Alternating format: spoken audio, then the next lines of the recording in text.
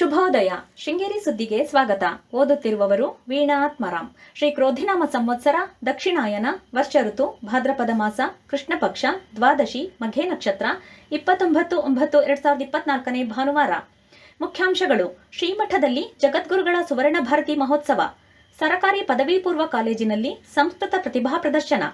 ಸುದ್ದಿಯ ವಿವರ: ಶ್ರೀ ಶಾರದಾ ಪೀಠದ 36ನೇ ಜಗದ್ಗುರು ಶ್ರೀ ಭಾರತೀ ತೀರ್ಥ ಸ್ವಾಮೀಜಿಗಳ ಸನ್ಯಾಸ ಸ್ವೀಕಾರ ಸುವರ್ಣ ಮಹೋತ್ಸವದ ಅಂಗವಾಗಿ ಶ್ರೀಮಠದಲ್ಲಿ ವಿವಿಧ ಕಾರ್ಯಕ್ರಮ ಏರ್ಪಡಿಸಲಾಗಿದೆ ಎಂದು ಶ್ರೀಮಠದ ಆಡಳಿತಾಧಿಕಾರಿ ಪಿಎ ಮುರಳಿ ಹೇಳಿದರು. ಶ್ರೀಮಠದ ಆವರಣದಲ್ಲಿ ಶನಿವಾರ ರಾಜ್ಯ ಉಚ್ಚ ನ್ಯಾಯಾಲಯದ ನ್ಯಾಯಾಧೀಶ ಇಂದ್ರೇಶ್ ಶ್ರೀಗಂಧದ ಗಿಡ ನೆಡುವ ಸಂದರ್ಭದಲ್ಲಿ ಮಾತನಾಡಿದರು.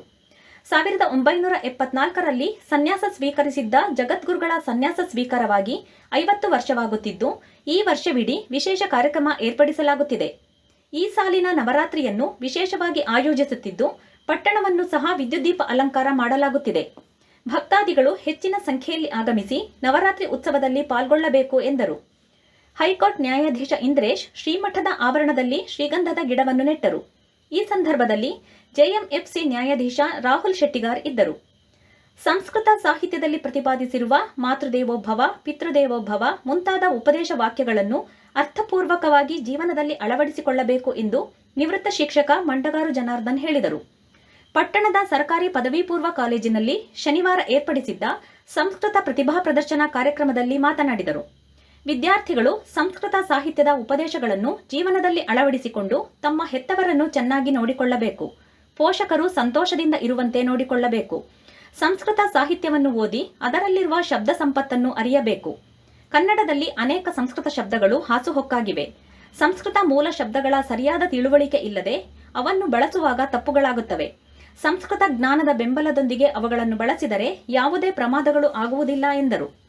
ಕಾರ್ಯಕ್ರಮದ ಅಧ್ಯಕ್ಷತೆಯನ್ನು ವಹಿಸಿ ಮಾತನಾಡಿದ ಪ್ರಾಂಶುಪಾಲ ಅರುಣ್ ಕುಮಾರ್, ವಸುದೈವ ಕುಟುಂಬಕಂ, ಸರ್ವೇ ಜನಾಃ ಸುಖಿನೋ ಭವಂತು ಮುಂತಾದ ವಿಶಾಲ ಮನೋಭಾವವನ್ನು ಬೆಳೆಸುವ ಉಕ್ತಿಗಳು ಸಂಸ್ಕೃತದಲ್ಲಿಯೇ ಇವೆ. ಇಂತಹ ಕಾರ್ಯಕ್ರಮಗಳಲ್ಲಿ ವಿದ್ಯಾರ್ಥಿಗಳು ಉತ್ಸಾಹದಿಂದ ಭಾಗವಹಿಸಿದರೆ ಪ್ರಯೋಜನವಾಗುತ್ತದೆ ಎಂದರು. ಈ ಸಂದರ್ಭದಲ್ಲಿ ನಡೆಸಿದ ಉತ್ತಮ ಟಿಪ್ಪಣಿ ಪುಸ್ತಕ ಸ್ಪರ್ಧೆ, ಸಂಸ್ಕೃತ ಲೇಖನ ಸ್ಪರ್ಧೆ ಹಾಗೂ ಸಂಸ್ಕೃತ ಸಂಭಾಷಣೆ ಸ್ಪರ್ಧೆಗಳಲ್ಲಿ ವಿಜೇತರಾದ ವಿದ್ಯಾರ್ಥಿಗಳಿಗೆ ಬಹುಮಾನ ವಿತರಿಸಲಾಯಿತು.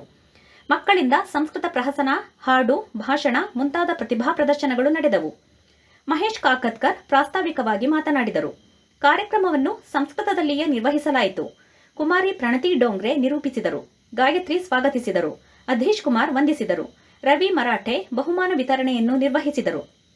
ಸಾರ್ವಜನಿಕ ಆಸ್ಪತ್ರೆ, ಲಯನ್ಸ್ ಕ್ಲಬ್ ಮತ್ತು ಅಭಿನವ ವಿದ್ಯಾತೀರ್ಥ ಮಲ್ಟಿ ಸ್ಪೆಷಾಲಿಟಿ ಆಸ್ಪತ್ರೆ ಸಂಯುಕ್ತಾಶ್ರಯದಲ್ಲಿ ರಕ್ತದಾನ ಶಿಬಿರವನ್ನು ಸಾರ್ವಜನಿಕ ಆಸ್ಪತ್ರೆಯಲ್ಲಿ ಅಕ್ಟೋಬರ್ 1ರಂದು ಏರ್ಪಡಿಸಲಾಗಿದೆ.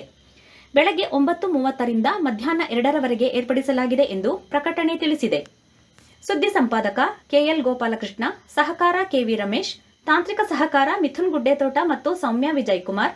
ಜಾಹೀರಾತು ಹಾಗೂ ಪ್ರತಿಕ್ರಿಯೆ ನೀಡುವವರು ಶೃಂಗೇರಿ ಸುದ್ದಿ ಕೇಳಲು ನಿಮ್ಮ ಹೆಸರು, ವಾಟ್ಸ್ಆಪ್ ಸಂಖ್ಯೆಯನ್ನು 9448843831ಗೆ ವಾಟ್ಸ್ಆಪ್ ಮಾಡಿ. ವಂದನೆಗಳು.